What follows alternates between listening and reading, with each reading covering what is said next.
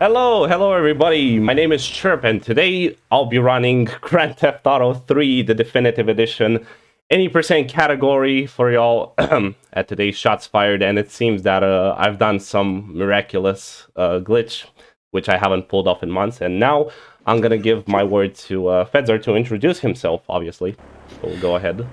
Hello everyone, I am Fedzor Official. Much like Chirp here, I'm a runner for GTA 3 The Definitive Edition. Today I'll be your primary commentator, and I hope we're able to bring you an enjoyable experience. A good run. Right, and the timer starts basically in the first cutscene right after this loading screen, after pressing confirm in the new game section here. So right about now. Right, so... There we go, good luck. Thank you very much. So any percent, what is any percent in this game? Basically beat the game as fast as possible using any glitches. If you guys are familiar with like the any percent duplex run from the original Grand Theft Auto 3, this is quite similar, I would say, to Definitive Edition as well.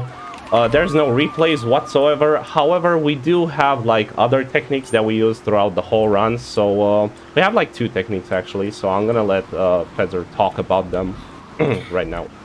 So the two main techniques that we use throughout the 80% speedrun, what you're seeing right here is, you'll notice Chirp's flicking his camera around a lot. And essentially, if there's vehicles that are more than 2 car lengths ahead in front of him, he can flick the camera out of view of those vehicles and they will despawn.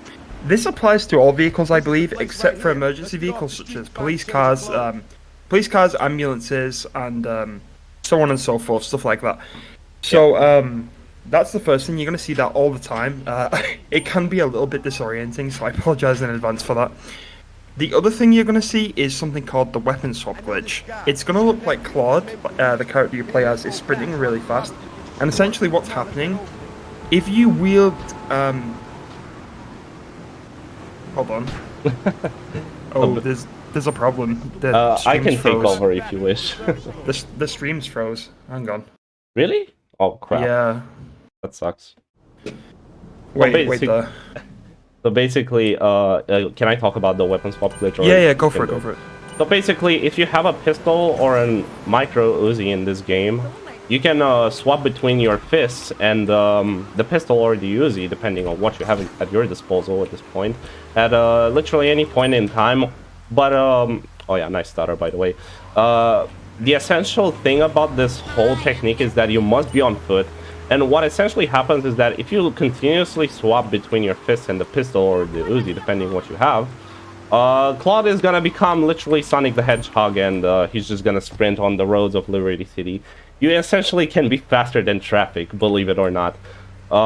Mostly than, you know, very slow cars. I mean, you can be mostly faster than most slow cars in the game, but yeah. That was the first mission, Give Me Liberty and Luigi's Girls, a pretty straightforward drive. And now we're in Don't Spank My Bitch Up.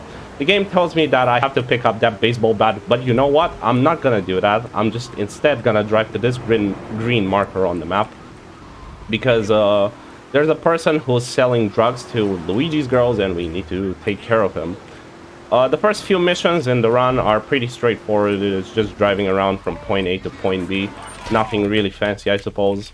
There's also a bit of action right here. We just ran over an innocent woman and you know, the drug dealer, and now we're just taking this stallion, probably the worst vehicle when it comes to like handling it at high speeds. I really hate the stallion very much. And we need to go to the pay and spray.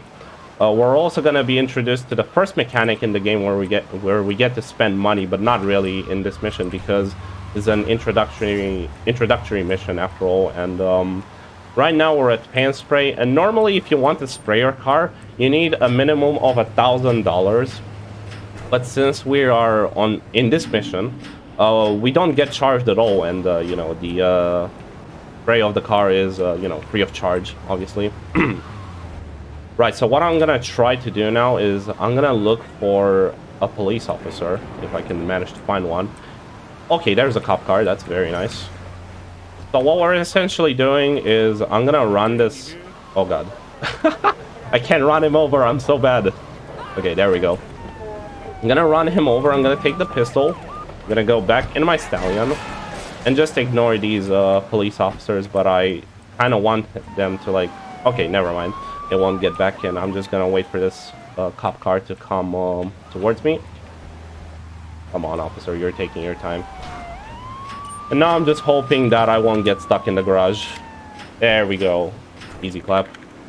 Alright, so now we're just gonna get this police car, because you can also like take these cop cars at the police station, but I don't really recommend that you do so, because you know, most of the time these cop cars at the police station can be locked, and I just prefer to have like a cop car as soon as I am done with this mission. And apparently I have 4 stars. This is very chaotic. I've never had 4 stars here before. This is amazing. Oh yeah, and there is also another technique regarding the autosaves as well. So would you like to talk about the autosaves in general? What am I gonna do? Yeah, so the autosaves are going to be used a little bit later on for something that's called the 30k rocket strat. We're going to use something called on mission 0, which I'll explain. Sorry, give me a sec. Yeah, it's okay. So Fedzor there actually mentioned the... What the hell is happening? Okay, I'm actually gonna reload the mission and gonna get rid of my wanted level, because apparently these cops can be like quite aggressive, I would say. So it would just be better to reload the autosave. Right, I actually told him to talk about the autosave, but I'm gonna take a bit over here. So basically, after finishing a mission, you can I mean, you always get an autosave, as you may know, because you know, these games are based on like the mobile ports, which released like 10 years ago on iPhone and Android. And normally you would get an autosave after finishing a mission, or after triggering a side mission. After triggering a side mission. My bad on the commentary there. So if you basically, let's say, you trigger vigilante or paramedic or any other side mission, as a matter of fact, you are being granted an autosave. Simple as that.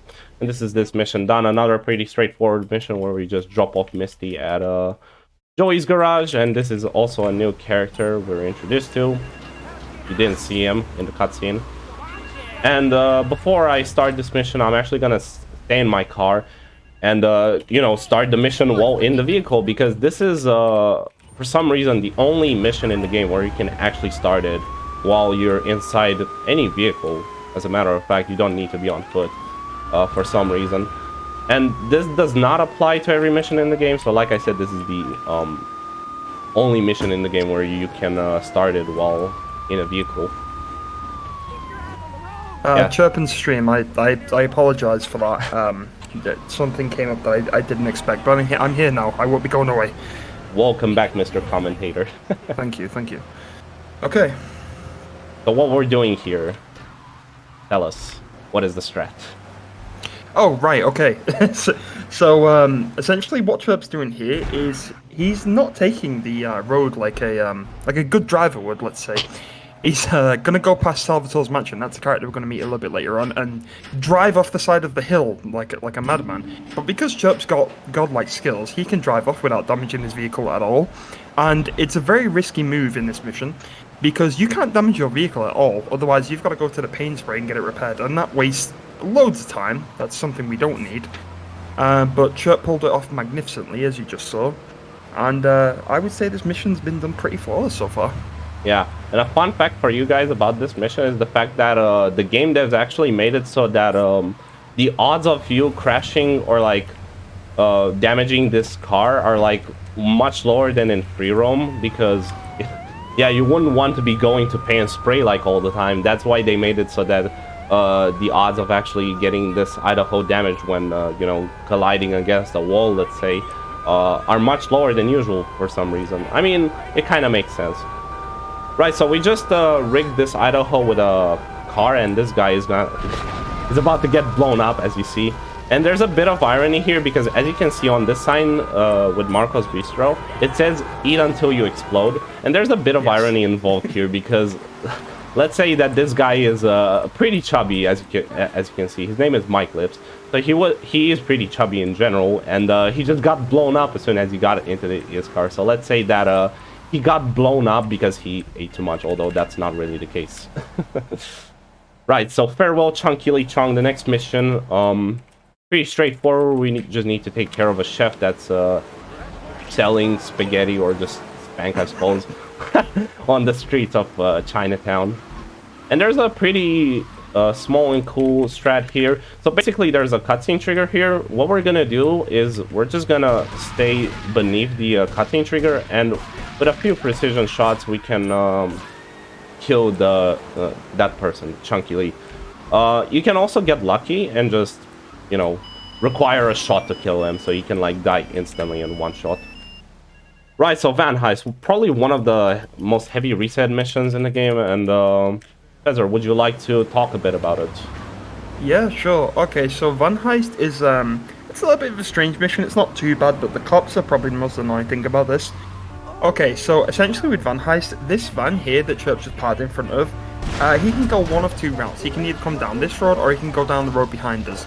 We want the one behind us because that's closer to where we would normally, that's closer to where we have to drive to after we steal the van. The strat you just saw Chirp do is he uses his police car to, he parks up about a car length in front of it, he blows that up, and that does just enough damage to the truck to the point where the driver gets out and then you can steal it. Usually you would have to ram it for like 5 minutes straight. He didn't get the best outcome possible, but he got a pretty decent one, I'd say. Sometimes as well, a cop can just spawn on top of you and bust you as soon as you get in the vehicle, and that's really annoying. Oh no. And that's why it's very reset-centric. Oh no, I just encountered a solid ped. Would you like to talk about them as well? That's another thing I should explain. Yeah. Oh my so, goodness. in this game, actually, I should probably explain the engine first. Sure. Essentially, these games, the Definitive Edition, are running on an engine called Renderware, which is what the game's launched with back in, well, for this case at least, 2001. And when Definitive Edition released, the games were marketed as running on Unreal Engine 4, which they are, but the Unreal Engine 4 is an overlay on top of Renderware. So the games think they're running on Renderware, but UE4 thinks it's just running on UE4, if that makes sense. Yeah. And essentially what's happening is because in a game like this, the physics are tied to the frame rate, and Chub's playing at 60 frames instead of 30, you can get awkward little bugs like the solid ped glitch, and sometimes some peds will be solid like a brick wall and make your car catch fire, which is what you've seen as Chirp failed this mission. And sometimes they can just be normal, and you can run them over flat like they're a very soft sponge. Right, thank you very much. So that was Van Heist. Quite unfortunate that we died from a solid ped, and what I'm doing now is I killed 4 pedestrians, 2 more than usual, to get this ambulance to come towards me. And I'll be using this ambulance for a glitch called On Mission 0 in the game. And it's essentially some sort of duping where, yeah, Fedzor, you can describe to us. Yeah, but sure, before no that, before that, like I talked about, when I talked about the autosaves, I said that, you know, you get an autosave after triggering any side mission of some sort, so like paramedic or vigilante. So what I'm gonna do now is I'm gonna trigger paramedic right now, and I'm gonna turn it off. And I'm also, what I'm doing right now is some sort of backup save, because if I'm failing this glitch, then the run is pretty much over. I don't usually do this run in like official runs, but I'm doing this for the purposes of this marathon. And yeah, Fedzor, you can talk about On Mission 0 right now. Okay, so on Mission 0, the basics of it at least, essentially what's going to happen here is you see Chirp's got an ambulance, and because the ambulance is one of, is it 3 vehicles or 2, which have a submission function? Is it 4? Oh, right, of course, my bad. I got it, let's go. You got it, well done, well done. That was good, that was really good. First try. To explain it, essentially what's happening is if he parks the ambulance in such a way and he times it just right, he can start paramedic and the rampage at the exact same time. And what this does is it puts him on mission 1, which is when the game thinks you're on a mission, everything's locked, you can't do anything. And then if he disables paramedic, it puts him on mission 0, so the game thinks he's not on a mission. And then essentially what that does is allows him to keep the rampage running, which gives him infinite rockets. He doesn't actually have infinite rockets, he has around 30,000, but you can't see the ammo count while you're on the rampage. And to keep them, all he's got to do is complete Cipriani's chauffeur before the rampage runs out. If he does that, he can then reload the autosave, and he'll keep all the RPG ammo while not being on the rampage anymore. It's a very effective strat used throughout the run, and you'll see that a little bit later on. But yeah, very hard to do, and Chirp pulled off magnificently once again. Yeah, I'm honestly surprised that I pulled it off in like literally my first attempt. So that backup save that I just did was entirely pointless. But I think I may have to like reload the autosave and redo this mission, because I don't think I'll have enough time to like reload the autosave upon finishing here. I think Tony is gonna take his time. Should I reload for safety? I think you might be okay. It might be very close though. Oh no. Please, Tony. The car. No. I don't think this will work. 18, 17. So if I hear at least 9 beeps like this one, book, I should be fine. Come on, please, Tony, please be fast. 8, 7. Oh my 6. God! One more. Yeah, you've got it. Okay. Well done. That was a bit of an overreaction. Phew. I'm sorry. I just got super excited. Right, so that was on mission 0 and also Cipriani chauffeur. Right now on taking out the laundry, probably one of the worst missions when it comes to RNG. There's basically 3 vans that are driving around town carrying laundry and stuff, and we need to take care of them. And from what I can see, the RNG is quite pleasing here, I would say. Like the cars are quite close to each other, so this shouldn't be a problem. And like Fedzor said, on mission 0, so like this 30k rocket strat will save a lot of time throughout the whole run, because essentially in some missions you use grenades and you can simply just use the RPG instead. But for this mission, for example, most runners who don't do the 30k rocket strat, they usually just go to ammunition and they buy an Uzi, or since you have like a cop car from earlier, you get 5 shotgun bullets with each entry in like a police car. And you would use the shotgun when you're like up close to these vans, obviously, and just blow them up. But since I have the RPG, I'm just gonna do this, and yeah, simple as that. We just passed the mission. Well done. Thank you very much. As you can see, there's still Luigi and Joey on the map, but we're not doing these missions because this is any % after all. And the current missions that you see are entirely optional at this point. So yeah, in any % we just do the missions that you're gonna see in this run. So we're just skipping Luigi and Joey forever and ever for the rest of this run. Right. So the pickup. Yeah, go ahead. Go on.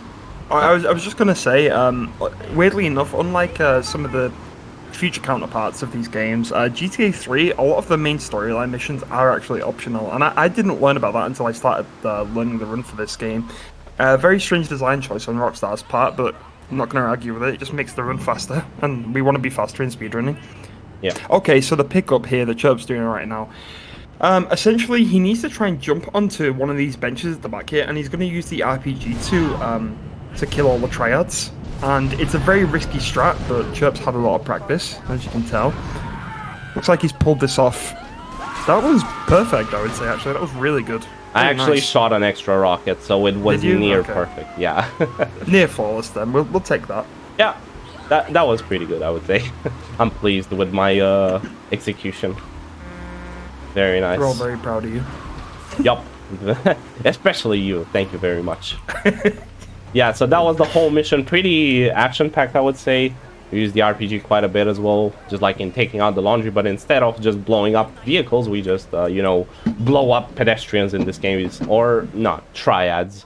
And the triads are like the bad people, or like one of the worst gangs in GTA 3, for those familiar with the game, that is. Right, Salvatore's called a meeting, a very, I wouldn't say straightforward, I mean, it's pretty straightforward. It's just like a simple drive in multiple locations, because what we're essentially doing here is we're gonna go to Joey's garage and we're gonna pick up a limo. I was gonna say limousine. Same thing. Yeah, obviously. So there's this black limo, and Joey's about to come now in a suit. We're essentially gonna pick Joey, Luigi, and Tony up from their places, and The next person who we need to pick up in this scenario is obviously Luigi, so we're gonna go to his sex club right now with some precision driving. Gonna despawn more traffic. Oh yeah, another thing about this technique of despawning traffic is that not only you despawn traffic, but you also despawn pedestrians. I don't think you mentioned that earlier. I didn't. No, I apologize for that. Yeah. And this is very... sorry. And this is very helpful for this mission because we're gonna do a little shortcut in like the next 10 seconds, I would say. We're essentially gonna go with this limo over a small staircase, and we're gonna despawn some pedestrians in this small gangway. And there is the stairs here. There's usually a lot of pets, so that's why I despawn pedestrians in the first place. And what did you want to say, Fedzor? I'm sorry for... That's all I was going to say, because despawning the pets is really essential on this mission, so I definitely should have explained that earlier. Because if you run over a pet on this mission, you're probably more likely to get a star than not, like a wanted level. And if you do, you can't pick up any of the Mafia members.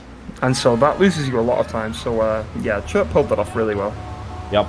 And this is mediocre. I mean, not mediocre RNG. I just made it. Oh no!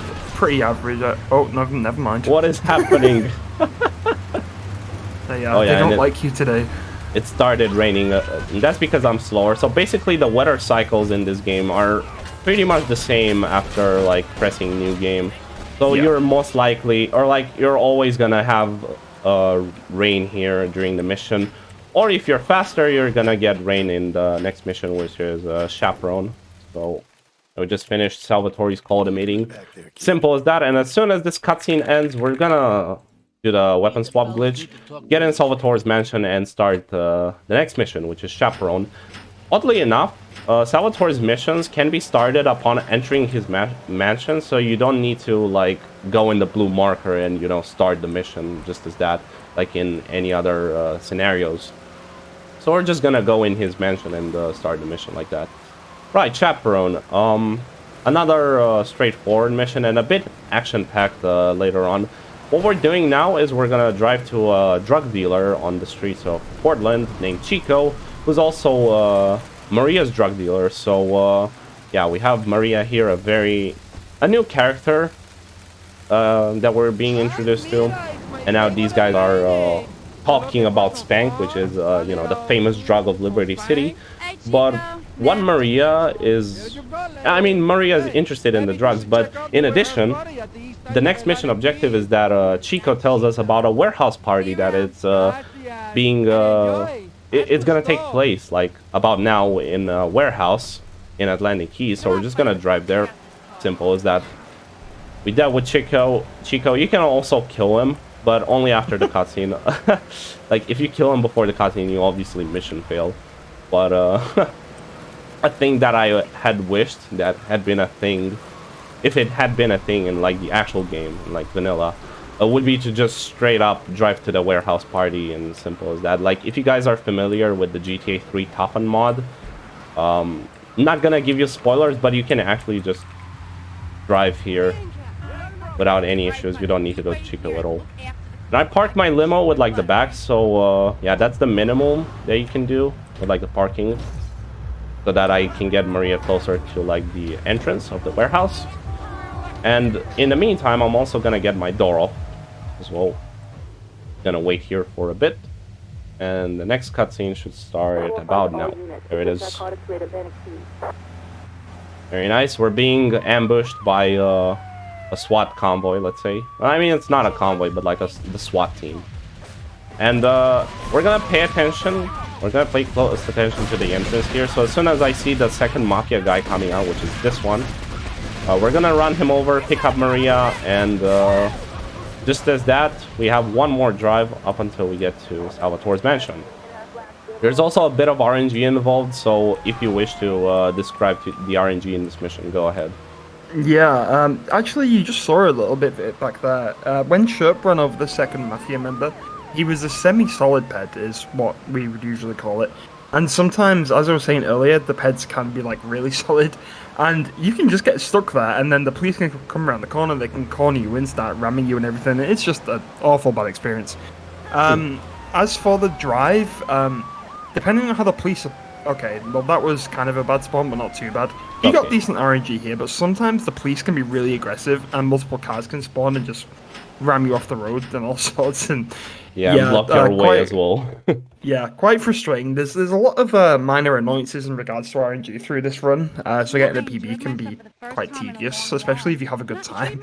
But yeah, again, Chirp pulled this off pretty well, I would say. So well done. Yeah, I consider that was an actual decent chap run in my book, so I'll take it. The next mission is cutting the grass.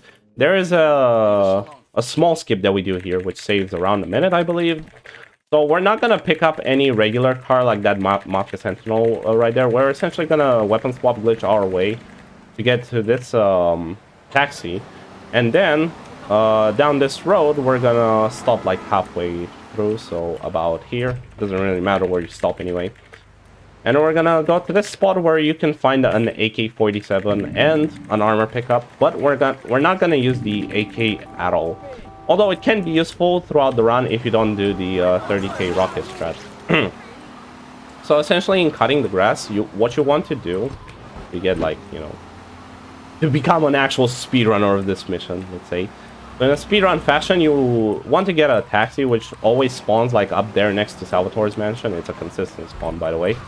And what we're gonna do now is I'm gonna get this passenger door off because we need to pick up a person named Curly Bob from Luigi's Sex Club. So let me just go between these vehicles.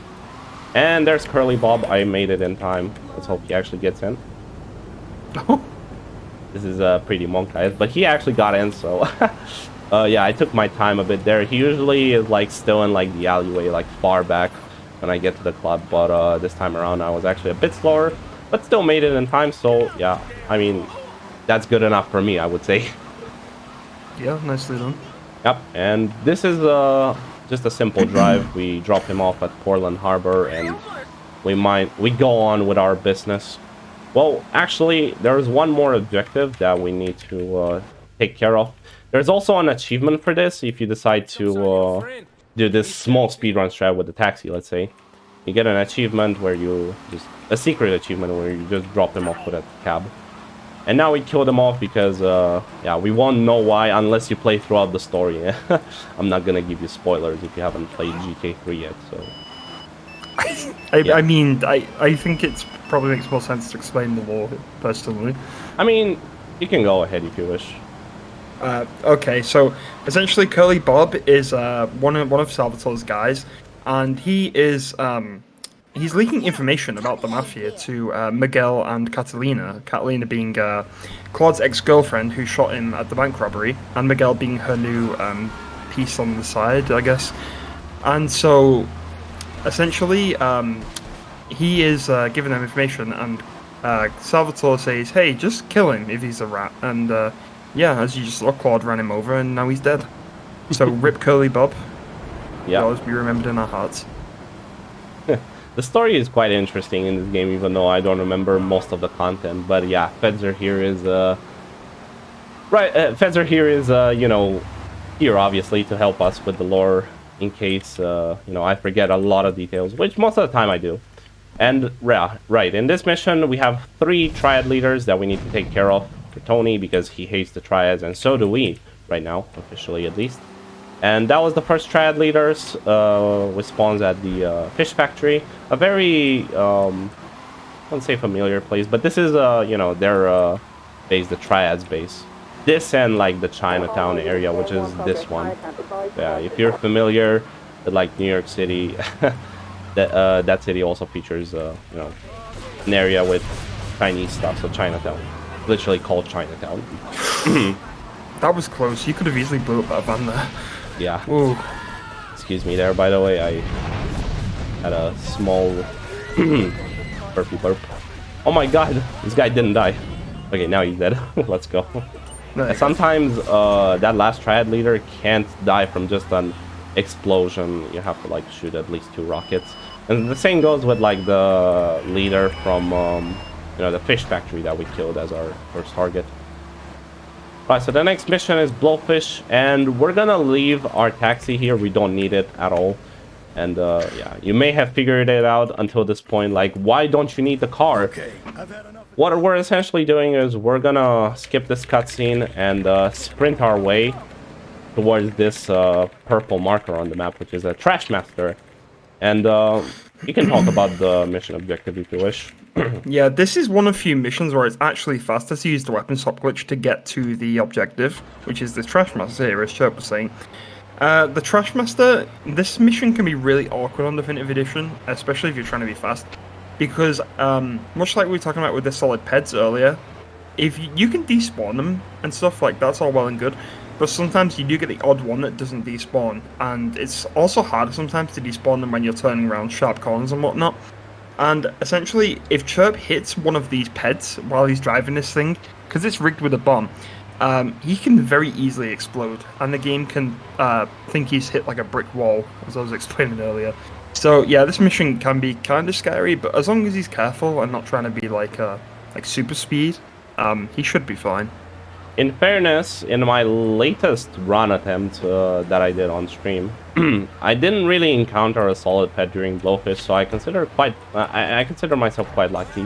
But essentially, if yeah, I'm sorry for you, bud. So if I encounter like one of these solid pets, I can either have damaged my trash truck, my Trash Master, or just instantly blow up like Fedzor said just now. We're gonna trigger the bomb now, and we're gonna leave it between these 2 gas containers, or whatever the hell they are. I don't really care much. And I'm trying my best to like get in this fish van, but apparently the game forced me out mid-cutscene. And that can also happen, so if you don't get in the vehicle in time, you can easily get out, and yeah, that's bad. We don't want that, obviously. We're taking this fish truck out of here, fish van. I mean, it's not a truck, my bad.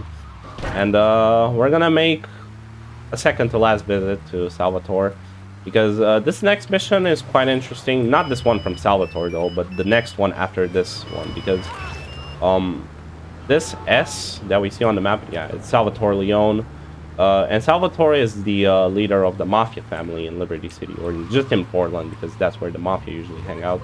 But in St. Mark's Bistro, this is the Mafia area. And yeah, this mission from Salvatore, first of all, is just a cutscene, but it's the first part of the actual mission. So it's called Bomb the Base Act, but this is Act 1, and then we have Act 2. So this is just a cutscene. We get in it, we skip it, simple as that. We're gonna leave the fish van here. We're gonna take a Mafia Sentinel, because why not? This is a faster vehicle, obviously. I also see some familiar faces in chat, so thank you guys for being here. I really appreciate the love and the support. Also, thank you for the good luck, Viviana. Really appreciate it. I'm gonna park the Mafia Sentinel here. And we have 2 cutscenes here for Bomb the Base Act 2, so we're gonna skip this first one. We're reintroduced to 8-Ball, who needs $100,000 from us to acquire a bomb and to give us 30 sniper bullets. But guess what? Normally in a casual playthrough, you'd want to use the sniper. However, in the speedrun, we do something completely different, and I'm gonna let my buddy Fedzor talk about the strats that I'm doing. Yeah, so this is one of the, actually, not one of the first examples of the 30k rocket strat coming across. It's like the 3rd, I believe. This one, what he's essentially going to do, well, the game wants you to go on the warehouse to our right here, and pick off all the cartels, sorry, not triads, one by one. But because Chirp has the unlimited RPG ammo, he can do the weapon swap glitch right up the front of the boat, and he can just shoot loads of RPG bullets and just pick them off. It's kind of risky because there's some invisible collision and whatnot, but Chirp knows where that stuff is, thankfully, and he should be able to execute this pretty flawlessly, I'd say. He normally gets this. That would be some sort of a small lie, because I don't remember like the invisible collisions on this boat. Okay. I mean, I do remember like the general area, but I don't remember like the exact pixel. Right. So we're just gonna try our best not... Oh my god. Okay, yeah, that's an example of an invisible collision right there. Hell no. Okay, I'm gonna take this guy with the sniper. He didn't die. Okay, he did die. Wonderful. You know, oh god. This guy did not die. Wait, I don't have a pistol. Oh crap, I ran out of pistol ammo. Okay. We're gonna need a new pistol, Mr. Fedzor. Oh no. Well, that is quite unlucky actually for this mission. Yeah, because But, I normally need the pistol to like weapon swap glitch my way out of here towards the Mafia Sentinel. you But can go to ammunition during Sayonara Salvatore. you know, I'm gonna do something better than that. I'm actually gonna rely on Mafia Dude's RNG again. Oh, fair, okay.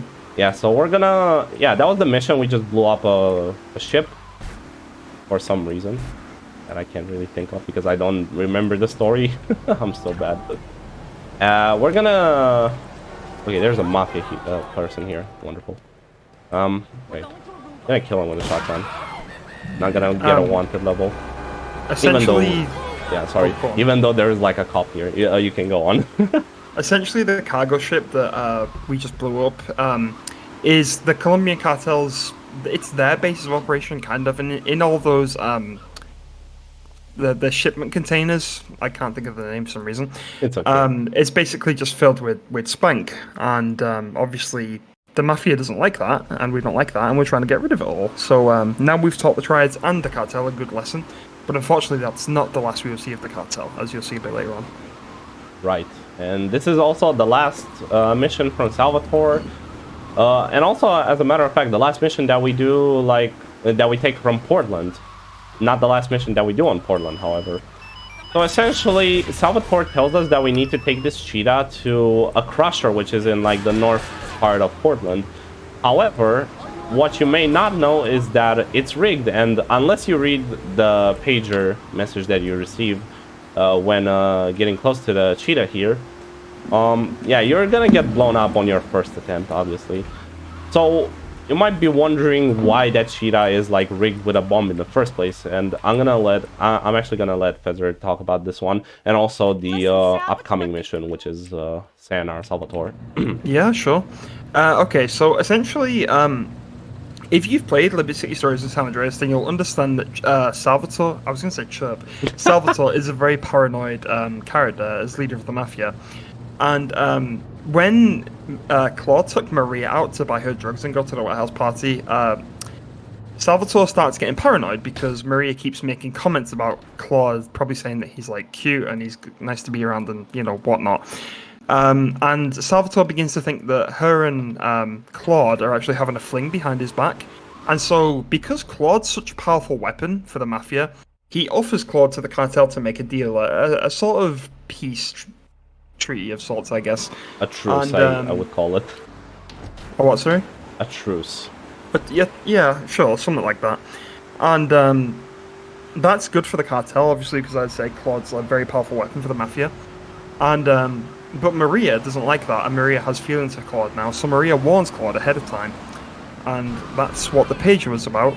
And now this mission, Sayonara Salvatore, which is where we kill Salvatore, head of the Mafia, Chirp is going to drive to the one end of Staunton Island here, and he's going to pick up a armor and M16 that's hidden. And then he's going to drive to Portland, back to Luigi's Club, and he's going to do a strat that I will explain once he gets there.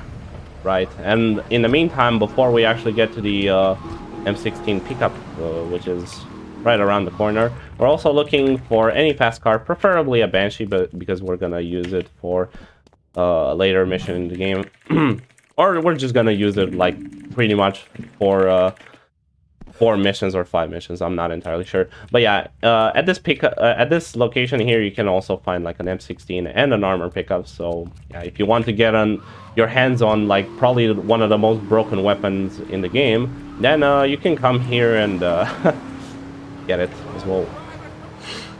But yeah, go ahead. The M16 in this game is really strange because the developers, they broke the fire rate on the M16, so it's super quick, very overpowered. And if any enemies are wielding the gun, they don't have recoil, and they can kill you pretty much instantly. In the game, they expect you to aim down sight and use the recoil, which is well, it's horrible. It's very horrible to control. But if you just hold the shoot button instead, you get a different kind of aim function, and you can shoot it like the enemies do with basically no recoil. So it's very nice. Chirp doesn't actually do that for this mission because it's easier to actually be precise and just fire a few bullets rather than spraying the clip. But you'll see that in just a moment. Yeah, and I went to the ammunition here to get my hands on an Uzi because it's very helpful for drive-by situations, which are probably gonna come later in some of the mid-game missions, let's say. Not now, but it's always handy to have an Uzi at your disposal at all times. The game telling me that the game actually hopes that I love this, or like I like this color. I actually quite like it. Like, this is a bright red apple color. I love it. I like red in general. Okay, so nice. We're gonna get this door off from the Banshee. Yeah, you can actually punch and damage vehicles in this game, unlike in the original game where you just don't damage them at all. This function was only introduced in Vice City. But yeah, we're gonna stand in front of this green door at Luigi's Sex Club, and there's gonna be like a few mafia dudes coming out of here, and we're gonna headshot them all without getting shot at, hopefully, or just blasted away by this shotgun dude. Unfortunately, though, I got blasted away, but not a biggie. Just headshot Salvatore because he can be a solid head sometimes, which is very infuriating. I actually lost a few runs to him being a solid head, and from now on, I just try my best to like headshot him with an M16 because it's like the safest way to end the mission. Yeah, we just got. We took care of the mafia leader, and right now we're working for a different character named Asuka, who's I wouldn't say she's not the leader of like the Yakuza family. Her brother actually is. His name is Kenji, who we're not really gonna meet in the run. You won't even know how he looks like. But yeah, we can explain Kenji later, but Asuka is essentially kind of like a manager of the Yakuza of sorts. Yeah. You could say that. You want a license too? I'm actually gonna get another armor here because why not? Okay. Yeah, so that was the mission, and I'm just gonna slow down here. Oh yeah, floating leaves. You can actually see them. Definitive edition, people. This is definitive, right? But we're not gonna talk about this. We don't want to expose Grove Street Games for their marvelous job at trying to remaster these good old jams of the games that came out like 2 decades ago. Oh my goodness, why did I do that? Anyways, yeah, go ahead. It's worth noting that Chirp runs the game on pretty much a day one patch. Not quite day one, but near enough day one. Yeah. And a lot of stuff that's patched now isn't patched in his version. Another thing you saw as he was driving up the road from Asuka, there's a big, it's like a big piece of collision that has, well, it's a big texture that has no collision, and that's also patched later, but yeah, it's worth noting at least. And there's been a decent amount of like bug fixes in like the latest patch, but then again, I don't play on the latest patch because it's the worst for speedrunning. From what I've heard, it actually patches the weapon swap glitch on PC as well. And also a fun fact for you guys, on the day 2 patch, or like, yeah, the day 2 patch, so the patch right after day 1, they basically fixed the weapon swap glitch on the console ports. Not on PC, however, the glitch is like still present. However, I don't think it's present in the current latest patch, so I might be wrong about that. I heard something about it being patched in 1.045. I personally run 1.04, and I can confirm that the weapon swap glitch on the keyboard still works fine in that version. Everything works fine in that version, except the ASL's a bit glitchy sometimes. Yeah, it's just that it doesn't work on controller, which is quite disappointing, to say the least. But that was under surveillance. You would normally use a sniper rifle for the guys on like that building, but since we have an RPG, we can just blast them away. Paparazzi Purge is a very fast mission, I would say. It takes like 10 seconds for me to finish it. So there's this boat, and we're gonna stay here at Asuka's condo, equip our RPG, and with 2 precise shots, we can actually blast away the boat, just like that. You'd normally use a police boat to, you know, waste the blow up the boat. I handsome mean, but yeah, handyman. I use the RPG instead because it's obviously faster. Yeah, in a speedrunning fashion, you'd want to do that. Or an alternative would be to just go on this pier, which is below Asuka's condo, and shoot with your M16 towards the boat, and just essentially blow it up. Yeah, that's the ultimate strat that runners who don't do the 30k rocket strat do. I don't do the 30k rocket strat at the moment, so that's what I do. Yeah. But yeah. Want to talk about Payday for Ray for a Yeah, bit. okay. So Payday for Ray, pretty straightforward mission. And it's where we can actually start discussing the differences between the definitive edition and the original. So in this mission, basically you just have to go to a bunch of different payphones, and Ray Machowski, who's on the other end of the line using some sort of voice changer, is telling you to go to a bunch of different ones to, I guess, to test your loyalty or to make sure it's not traced or something like that. And he's very paranoid, corrupt cop, and we're gonna meet him very soon. What I did want to mention though is in the original, the timer for this mission is actually way shorter than it is in the definitive edition, because the definitive edition is based on the mobile ports, which were released in 2011, 2012, and 2014 respectively. 10 years after the original release on console. Pretty much. Yeah. And so everything, well, not everything, some things were just made easier. They were nerfed a little bit. And there's another one coming up a bit later on in A Drop in the Ocean, which I'll explain when we get there. But yeah, casually this mission in the original, as I was saying, is kind of difficult. But in Definitive Edition, it's very straightforward, very easy, and also very easy in the speedrun because we're even faster. Not sure why they didn't change that for Definitive Edition, probably just one of many oversights from Grove Street Games, but worth noting at least, quite interesting. And instead of 3 minutes, you actually get 3.5 minutes to do this mission, I believe, in Definitive. And you get 3 minutes in the original, or how was it? I don't remember. I thought it was less than 3, but I couldn't tell you specifically. I'm really not sure. It couldn't have been 2:30. I don't remember. I haven't played the original in such a long time. Yeah, it's not important, but it's still shorter anyway. Yeah, and this is also a good time to hydrate, so go ahead and do it, guys. It's very important to keep you alive. And I mean, you can also use like other sources to hydrate yourself, like sodas and stuff, but I just prefer water. I'm not a soda person much. Anyways, that was Payday Foray. Pretty easy in a speedrun. You just have to be fast, and that's it.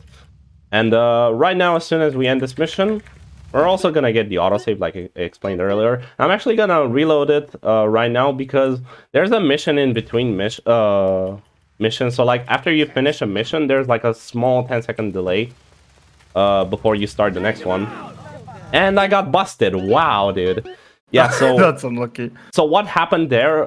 Why did I get a wanted level, you may wonder? So it's because I reloaded the autosave. So like the game is confused whether... Okay, the Banshee despawned. Nice. The game gets confused whether the Banshee is my actual car or not. But because I reloaded the autosave, the game thinks that, hey, this is not your vehicle anymore. And yeah, I'm just gonna... Oh god, I'm gonna get this in furnace. Simple as that. Oh my god, what is happening? There's a bunch of chaos.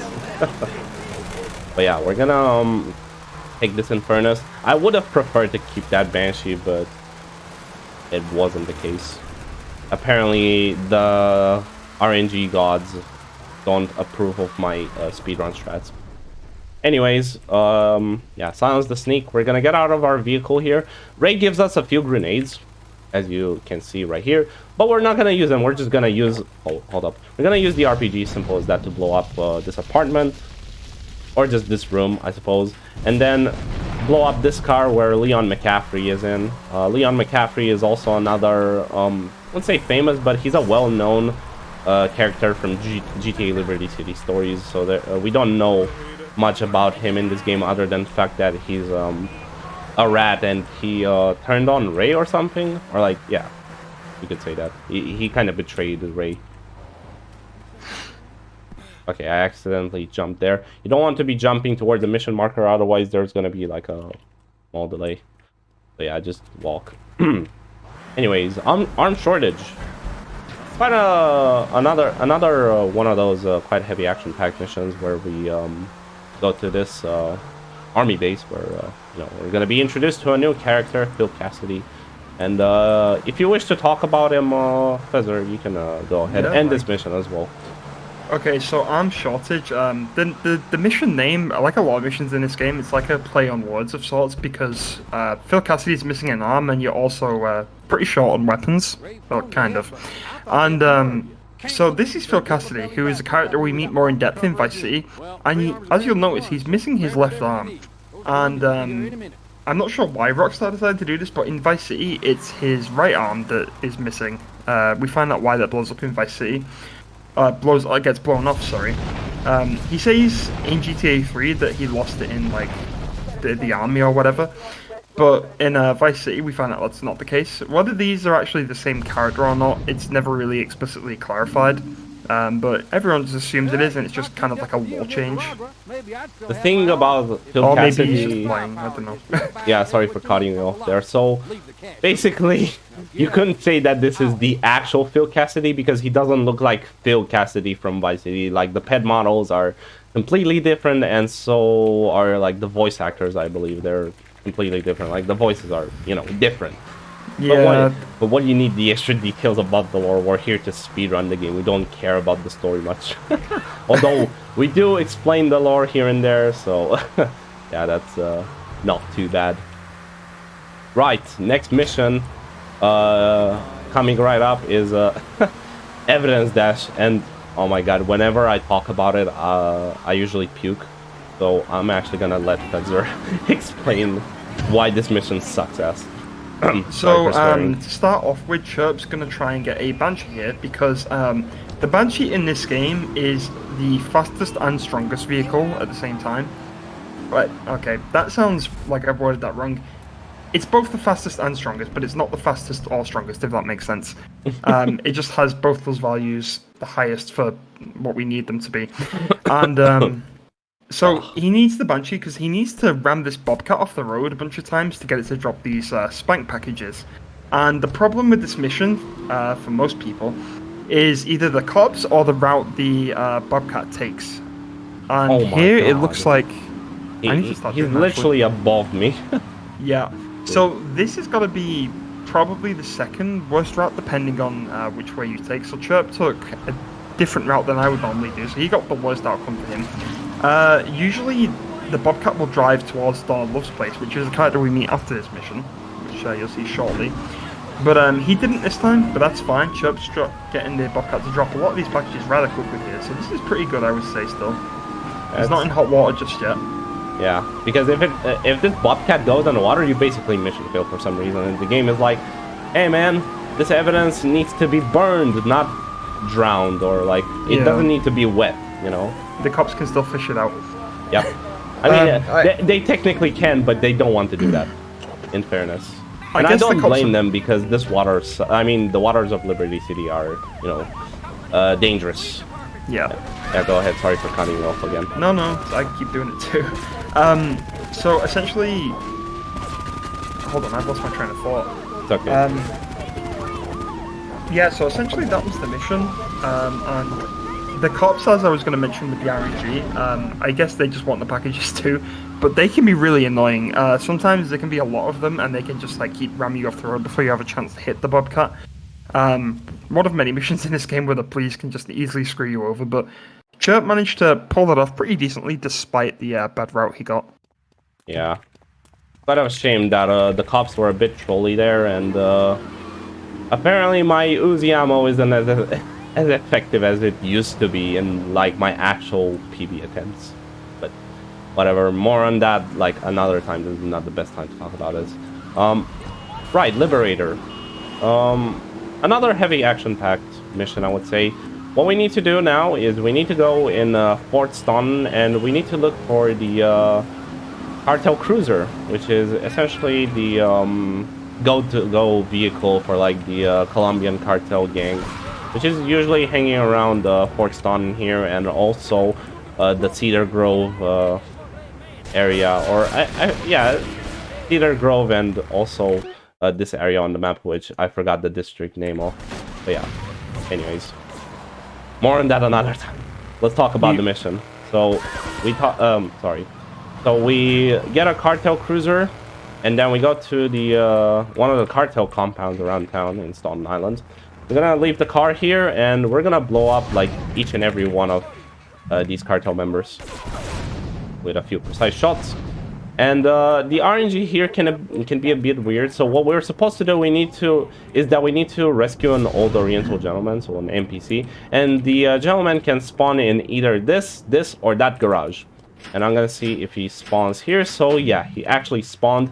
And the reason why I shot a rocket like around here is because I blew up the cartel member that's like, you know, guarding this old Oriental gentleman in general. And yeah, this is pretty much the whole mission. So we just rescue him, we kill a few cartel members, and then we we drive back to Donald's. Yeah, that was pretty much it. And we're also gonna keep this cartel cruiser because yeah, we need it for the upcoming mission. So we can't just simply like switch vehicles. Like let's say you have this Infernus here and you want to drive the Infernus instead. Nah, we definitely need this vehicle for the next mission, and I'm gonna let Fedzor explain why. Yeah, so the next mission is Wakagashira Wipeout, and we need the cartel cruiser because casually at least the game wants us to drive up onto the multi-story car park and kill Kenji. Now Kenji is the leader of the Yakuza family.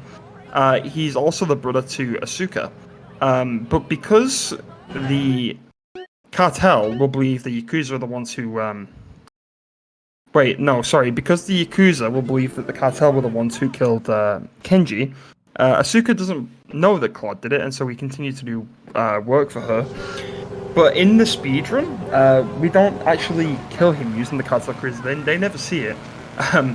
We're using the RPG. We can just park underneath the floor they're on and shoot one of the lights with a precise shot, and that kills him. It blows up the cars and kills him pretty much instantly. And then that's basically mission passed. There's also another strat, which I feel like Chirp was going to jump into there, maybe. Yeah. Where you can use a sniper to... you can park at like the entrance to the monster car park, and you can use a sniper to kill Kenji directly from the bottom. It's very precise, though. It's very risky. Chirp's not going to go for here, I don't think. No. No, I'm not. I'm just going to go for like the old-fashioned strat, where we go to this light precisely, and we're going to shoot 2 rockets on like each side of the light itself. And yeah, that's Kenji out of the way. We never see him. We don't know what he looks like. He's just like, let's say, a regular NPC that we don't get to see, essentially. Yeah. And I actually didn't check if this garage had like any good cars, so yeah, I'm distracted from speaking. But hopefully I'm not gonna get trolled by too much by the cops here. What we're gonna do now is we're gonna look for a fast vehicle. So usually you get a Banshee or an Infernus here, but in this case I don't have any fast vehicles other than this Cheetah and the Banshee behind this set of cars. I'm gonna take the Banshee though because I love this car so much. Okay, and yeah, that precise that other strat with like involving the sniper and the light is very precise, and I went for it like a few times. I wouldn't recommend going for it unless you you know what you're doing. But yeah, a drop in the ocean, another mission that's been made easier in the definitive edition, like Fedzor said when we were in a mission Payday Foray. And yeah, Fedzor, would you like to share the information about this? Yeah. Okay, so in a drop in the ocean, what's going to happen is we're going to go get a boat from the Staunton dock, and we're going to wait for a Dodo to arrive, which is going to drop swank packages across the ocean. And this is just bait from Donald Love, and it's just to test if Claude's trustworthy or not, but that's just lore that doesn't need to be said, I guess. So the thing that's different is you would normally get 5 wanted level stars in the original game, and the cops are quite a bit harder from 4 to 5 stars, believe it or not, even though it doesn't seem like a big jump. But in the definitive edition and mobile version, you only get 4 stars, and while the cops can still be a pain, they're definitely not as bad. But you will see that after Chirp does the packages here. Yeah, but getting off the door again. Before that, I'm trying to get the door off. Sometimes the door cannot come off if you just punch it, so I'm just gonna do something completely different here. If Claude would mind not actually closing the door, then that would be amazing. So, okay, sure, Claude, sure. I'm actually gonna replace the Banshee. Why not? Oh my. What is this luck? I don't know. It's marathon luck. That's what I like to call it. Very based. But yeah, what I'm gonna do is I'm just gonna leave the Banshee with the door open just like that. And we're gonna use it to get out of here, and especially after we get the packages, use the Banshee to go back to Donald's place. In the meantime, we got the speeder boat here. You'd normally, in a casual playthrough, you'd go like in Portland and get a boat from here. But, you know, we're speedrunners and we have other strategies, so we pick up a speeder from Asuka's condo, like I just did right now. And there's this dodo, which doesn't look like the dodo that we all know and hate, like red and white and with smaller wings. This is a totally different dodo for some reason. I don't know why. But, yeah, totally up to Rockstar's decision. I'm not getting involved in their decision-making about game design and stuff. And there's 6 packages here as well. And like Fedzor mentioned, normally after collecting all the packages, you normally get 5 stars in the original game. But since this game, since Definitive Edition is based off the mobile port, we're actually going to get 4 stars after collecting all the packages. For, you know, the mission to be a little bit easier and all that jazz. So, I'm going to get this last package, go back to the pier here, leave the boat like this. Dude, I sound like someone who makes a tutorial right now. A video guide for missions. Oh yeah, we got the door off. Very nice. And look at this cop trying to flip me over. How dare you, sir? There you go. He got his karma. But yeah. 4-star wanted level right now. And that sounds so weird the way I phrased it. But yeah, there's also chances of roadblock spawning. Yeah, I like that one. That's one, yep. But, you know, with some precision driving, we can actually get in between, like, the SWAT trucks and you know, avoid the police at all costs. Sadly, like mentioned in the beginning of the run, we can't despawn emergency vehicles. So, yeah, these are also emergency vehicles. Unfortunately, but it is what it is. And, yeah. This was the whole mission. Just gonna finish it, and then reload the autosave once again to get rid of the delay. And there's also one more specific reason for why we do this. So Fedzor, if you'd like to go ahead. Yeah, this is a pretty recent development actually. It's I don't know if it's just been discovered, but Chirp's just discovered it at least. Like a so few if you reload the autosave after you complete a drop in the ocean, for Grand Theft Aero, you can actually okay, so the Staunton Lift Bridge, which takes us to Shoreside Vale, there's a timer on the middle piece of the bridge that goes up and down, and basically if you don't reload the autosave, that will go up before you get there, pretty much no matter how fast you go. But if you do reload the autosave, you can save about 10 seconds or so. It's just as long as you're quick enough. You still have to be pretty fast, but as you can see here, he's going to get over the bridge before the middle part goes up. So yeah, nicely executed, well done. Yeah, this is actually the first time I actually get to pull this off. And I'm actually hoping to pull this off in my very next PB, which should be a sub 120, I hope at least. Because my current PB is a 120, 37. Yeah, sounds about right. Yeah, that was a very nice strat that Fedzor explained right now. I just pulled it off magnificently. We're gonna get to the airport here, to a hangar specifically. There's some FBI troops which are lying dead on the ground here. But yeah, they're solid, so we want to avoid them at all costs. And we're being introduced to the Dodo here, which for some reason, on the PC version, there's no flying controls on keyboard and mouse. So I have to use a controller for this, which is quite unfortunate. But yeah, what we're gonna do here is we're gonna take the Dodo. We're gonna take this scenic route here. We're gonna have a weird takeoff as well. Now, yeah. I should probably explain how the Dodo works. Yeah, go ahead. Sure. So you're not supposed to be able to fly the Dodo, but using some tech, we can manipulate it so that we can. It's very awkward to fly.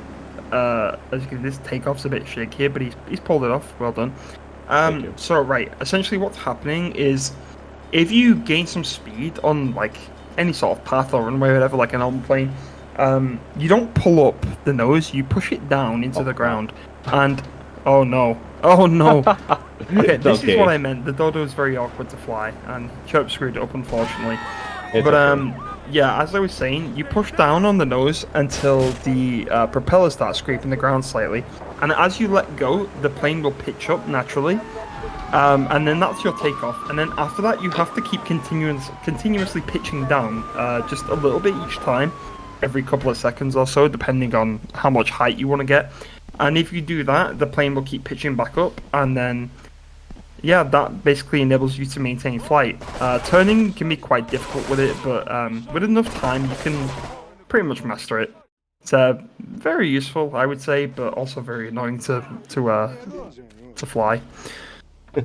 Yeah, like back in the day when I tried to fly it as like a kid in like the original game, dude, I would never pull it off. Like I would just take off for a few seconds, then splat into the water. Like that's the typical flying dodo experience for most of the gamers who played Grand Theft Auto 3. Oh, dude, I know it's not relevant, and I'm gonna make this really quick, but just because you brought it up as well, like when I was a kid and I first learned to fly it, like I was so proud of myself for it. I was like 9 or 10 years old. I had a camcorder and I stacked it on books and I filmed myself flying it across the city, and I took it downstairs and showed it to my parents.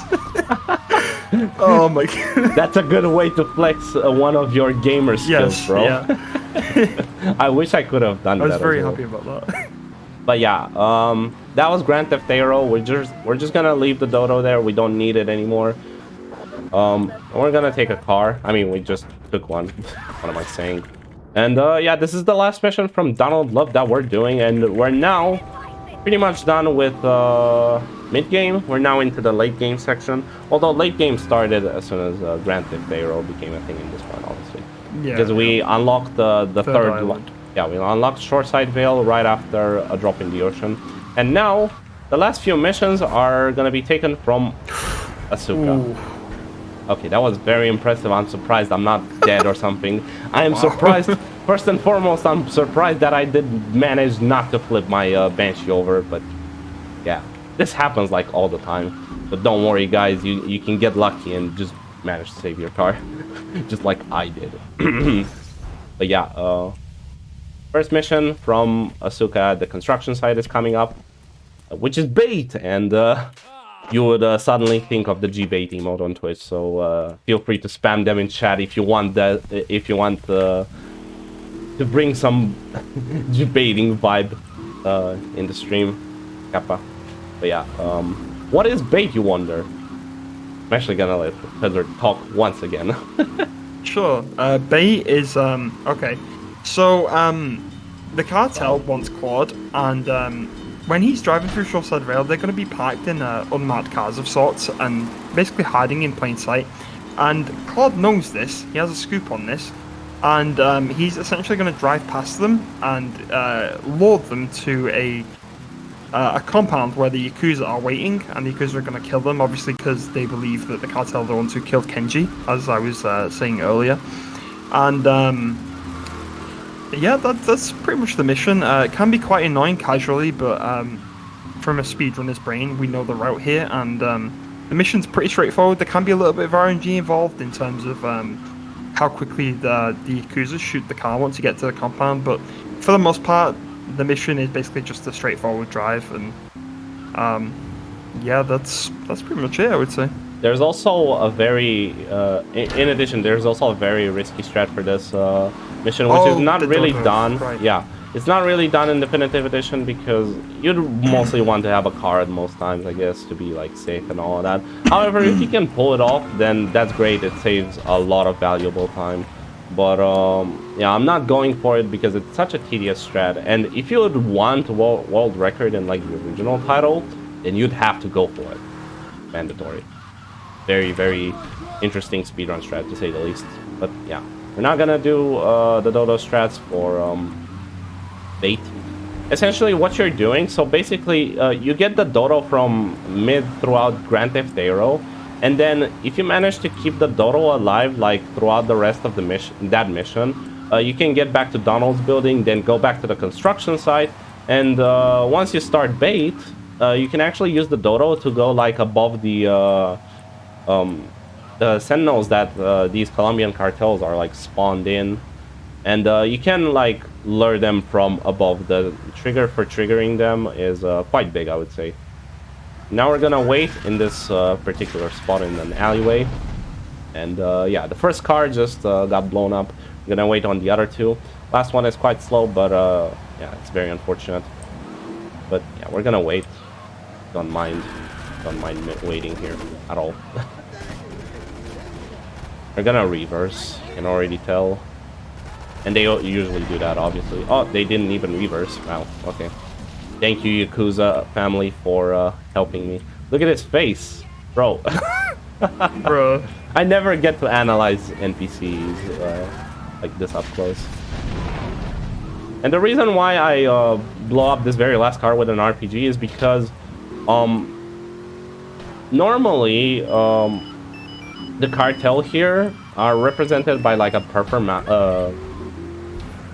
Yeah, I was looking for marker there for a sec on the map.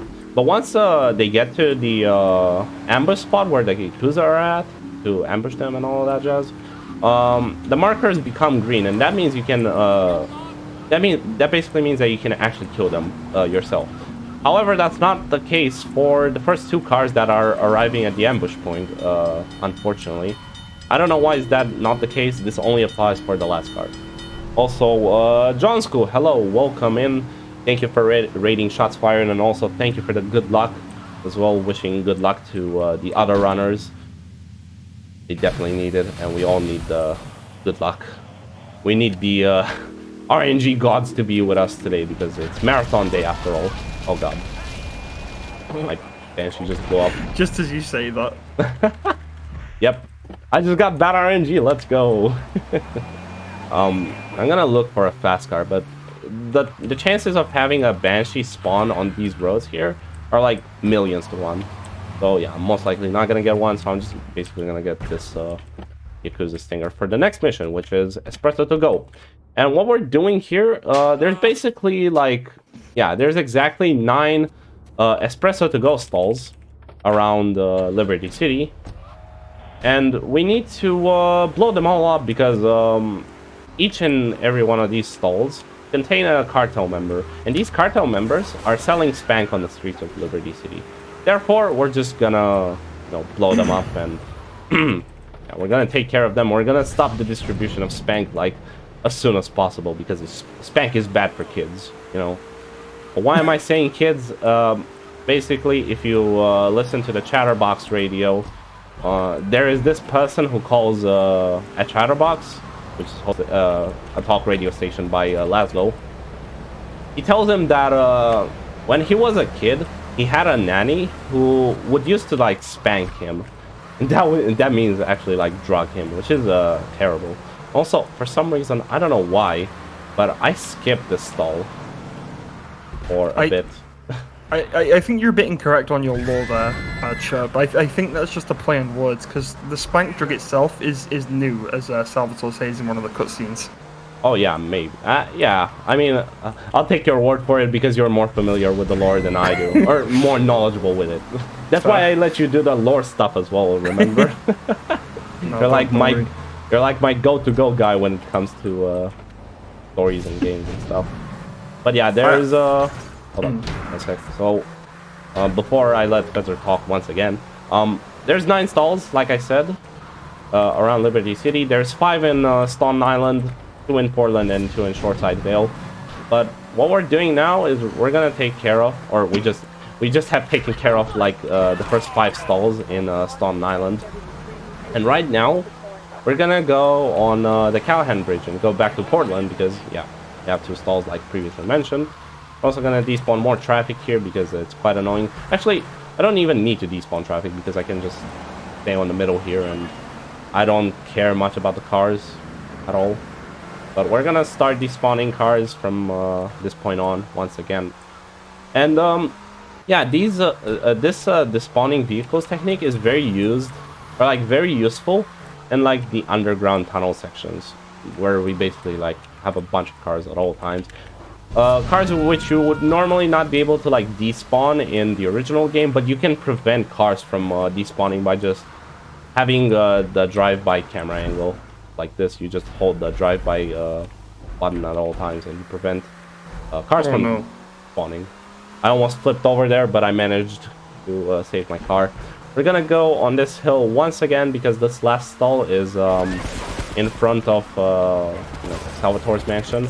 And normally after we kill Salvatore, St. Mark's Bistro becomes a very dangerous area because these mafia dudes can carry shotguns and yeah, essentially if you visit St. Mark's Bistro at any point in time, you're gonna get destroyed so hard by these mafia, not soldiers, but mafia dudes, I like to call them. But for some reason, I mean, it makes sense that on this particular mission, these mafia dudes never carry shotguns. They only have like Uzis and pistols. And it's for the purpose to actually make this mission a bit easier because, yeah, you wouldn't want to get blown up at all times by these shotgun mafia dudes.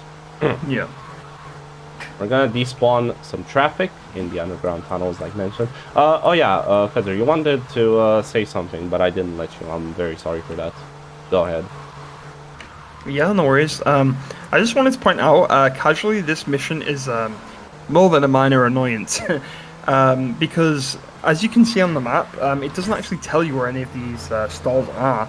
And casually, they will only, well, in the game, they will only pop up when you get close to them. Obviously, like, in the speedrun route, we know where they all are, so we don't have to worry about that. But casually, you have to do this mission at least a few times, and it's very, very frustrating the first time around. The first few times around casually is frustrating, actually, I would say, because obviously you're not going to memorize it each time. But yeah, that's pretty much it. Quite a difficult mission from a casual perspective, but not too bad here.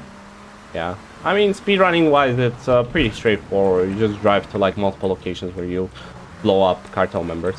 And what I'm gonna do now, I'm actually gonna swap vehicles because my current vehicle is like smoking really hard, and I wouldn't drive a trusty vehicle around town, obviously, because yeah, I would obviously get myself killed.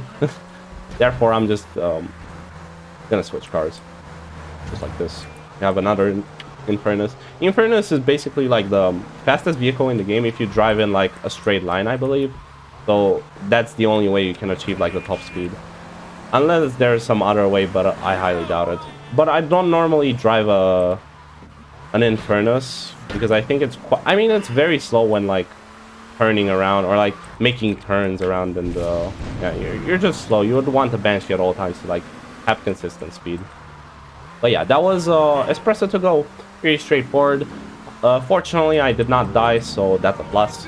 And now we're gonna go back to the construction site to do one last mission for Asuka, which is SAM, or SAM, because it actually has dots in between the letters, so it's S.A.M. And yeah, if you wish to talk about the mission, go ahead. Yeah, okay, so SAM is, this, unlike Espresso to go, this is a mission where the speedrun strat is actually easier than the casual strat. Oh, and probably cutting the grass, but so essentially what's going to happen is he's going to start the mission from Asuka, and the game's going to tell Chirp to drive to the secondary dock in Portland, where there's a boat waiting, and then you would usually take that boat to the edge of the runway, and you would stand in the boat and use your RPG to destroy the plane as it's coming in for a landing. It's a very awkward shot casually, believe me. Enough practice, it probably wouldn't be too bad, but yeah. In the speedrun though, we go straight to the airport. We pick off a few of the cartel that are kind of, what's happening here? I'm just choking on purpose. A few of the cartel that hang around the runway and whatnot. And then we can just wait for the plane to come in for a landing, destroy it on the runway so we don't have to line up for an awkward shot, and collect its packages of spank that it drops. And yeah, that's pretty much the mission. It's not too bad, especially if you've done the 30k rocket strat, but for me personally at least, because I don't do that, sometimes you can have quite limited RPG ammo, and sometimes the plane just kind of absorbs your RPG bullets. It can be very frustrating, but for Chirp here, he should be absolutely fine. Oh yeah, and in addition, would you like to describe the SAM dam strat, or should I go ahead and do it? No, sure, that's fine.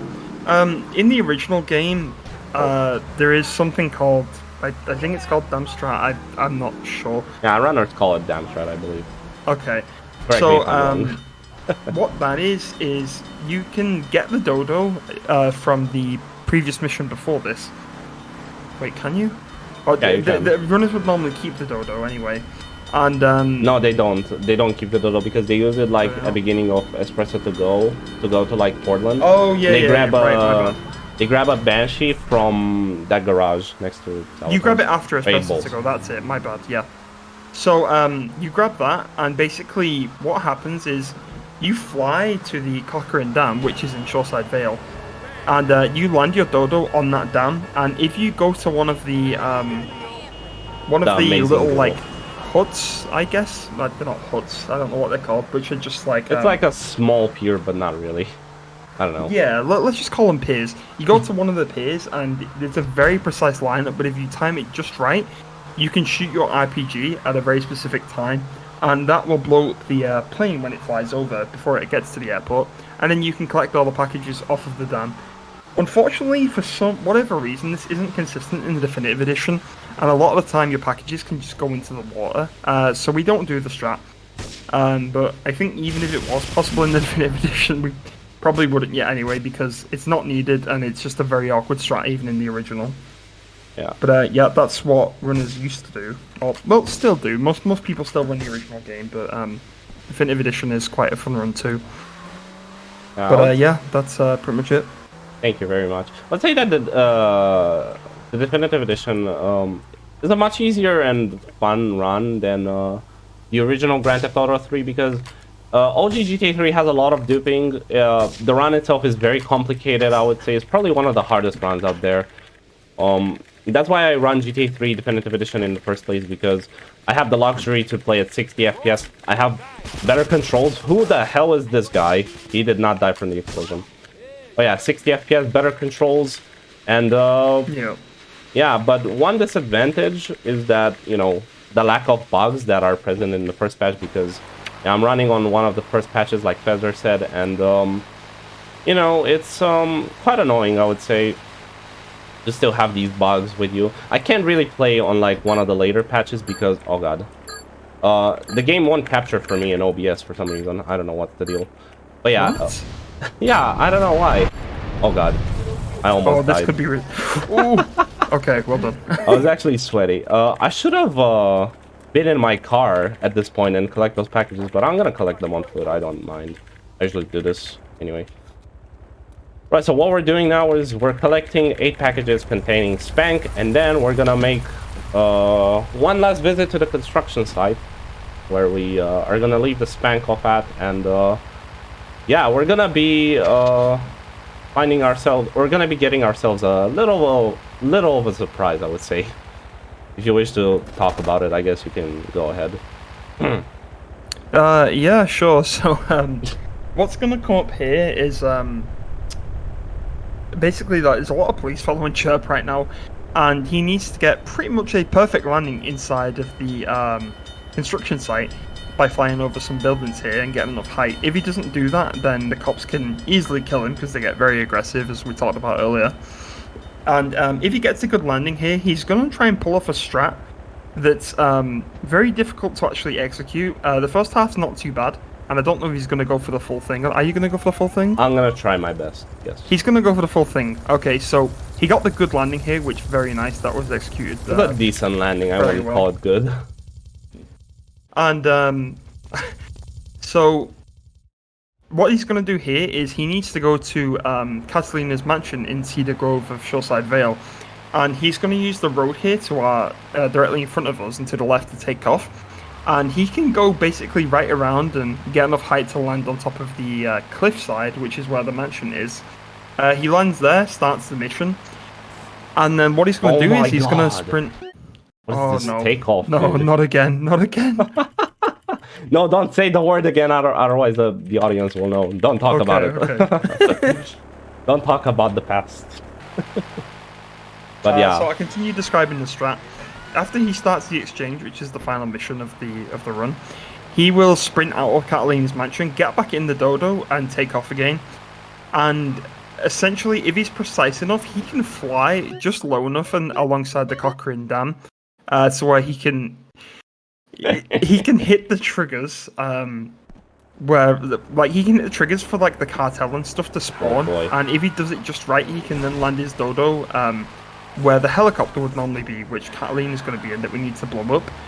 And if he does that, he can then hit the trigger on the stairs by walking over to it.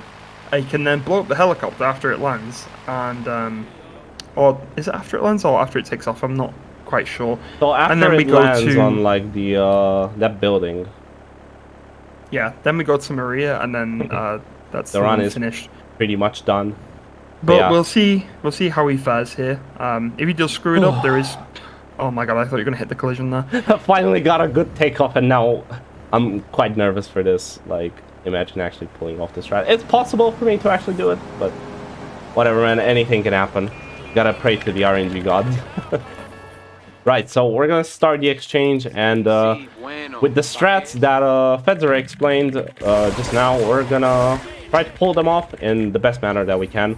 And right as you spawn, there's a dead cartel member that Claude kills in a cutscene, and he has a pistol, and we're gonna get this pistol weapon swap glitch our way out of Catalina's mansion courtyard, and we're gonna try our best to, or I'm gonna try my best to take off from this road. This room is quite annoying. Oh, nice. But I've managed, like, the first part, which is nice. Oh boy. Okay.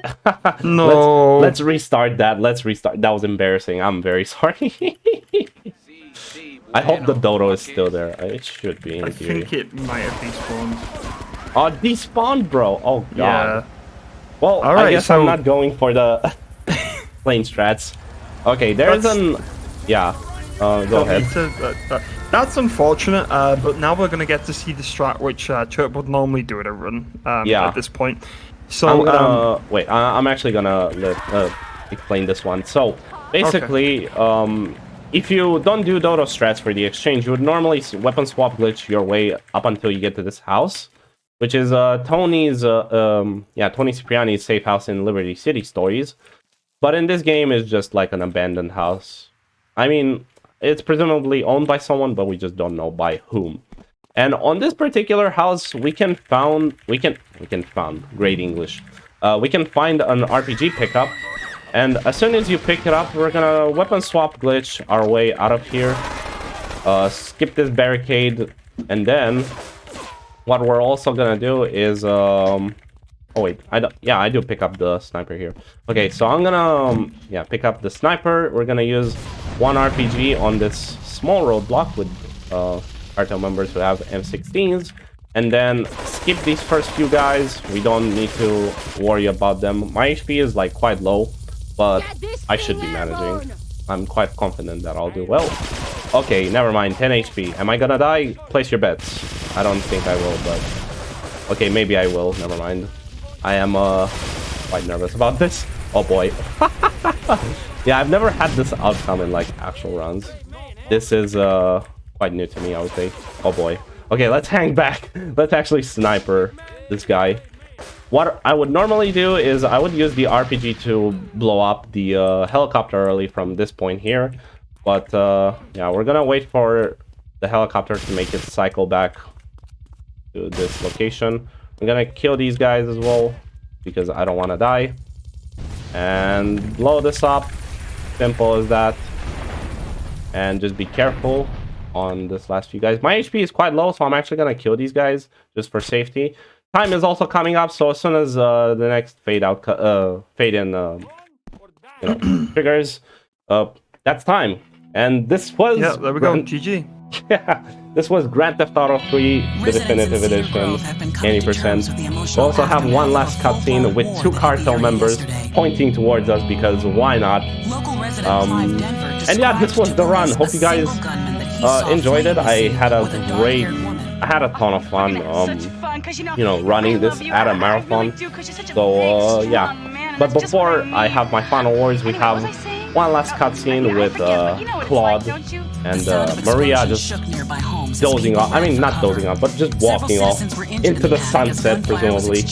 But yeah, what a romantic scene, isn't it? What do you think, Fedzor? Oh, it's lovely. It really is. This is better than any romantic flick that I've ever seen, for sure. Until one point where this is gonna happen. Just what?